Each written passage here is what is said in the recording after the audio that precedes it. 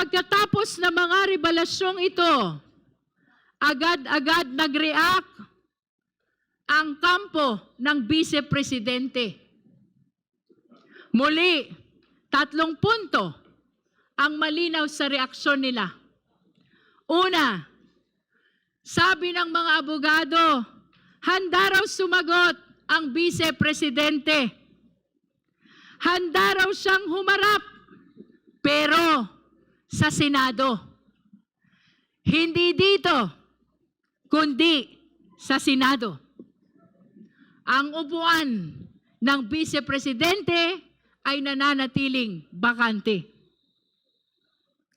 Napaisip tuloy tayo, kung doon siya sasagot, hindi ba't kinikilala na rin niya na meron ng sapat na ebidensya dito at patungo na talaga sa Senado ang kasong ito?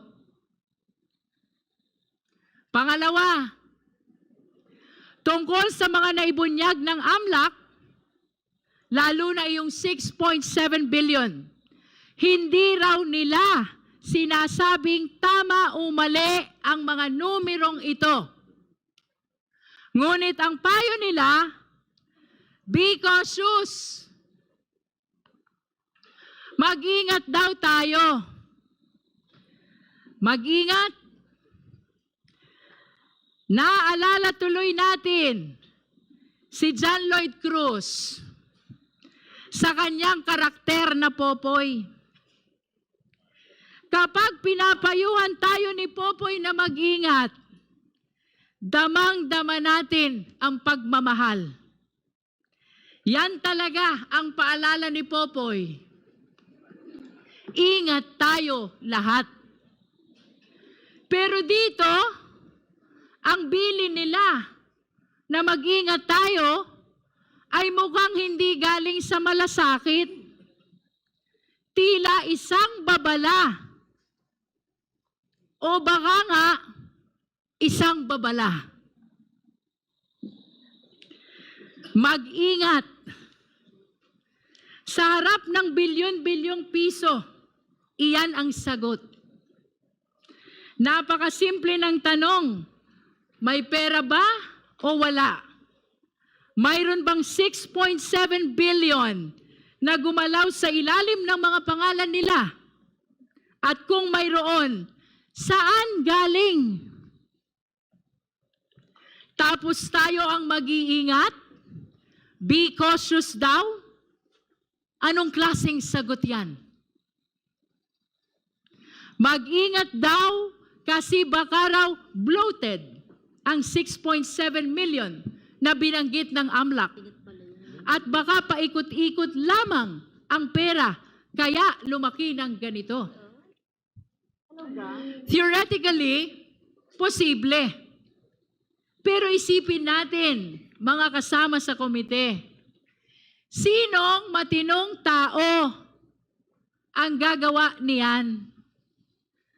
Anong klaseng tao ang paglalaruan ang pera ng ganoon? Paikot-ikot? Palipat-lipat? Inflow? Outflow? Sa loob ng napakaraming taon. Para ano? Para umabot sa bilyon-bilyon. O baka naman, ito na nga ang binabanggit ni Congressman Sia Adjong na nilalabhan na ang pera. Ayon sa kanya, ang paulit-ulit na labas-pasok ng pondo ay senyales ng money laundering. At kung ganoon, lalo itong dapat ipaliwanag. Kaya malinaw ang panawagan.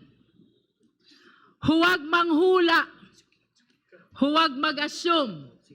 Ang Vice Presidente mismo ang dapat magpaliwanag.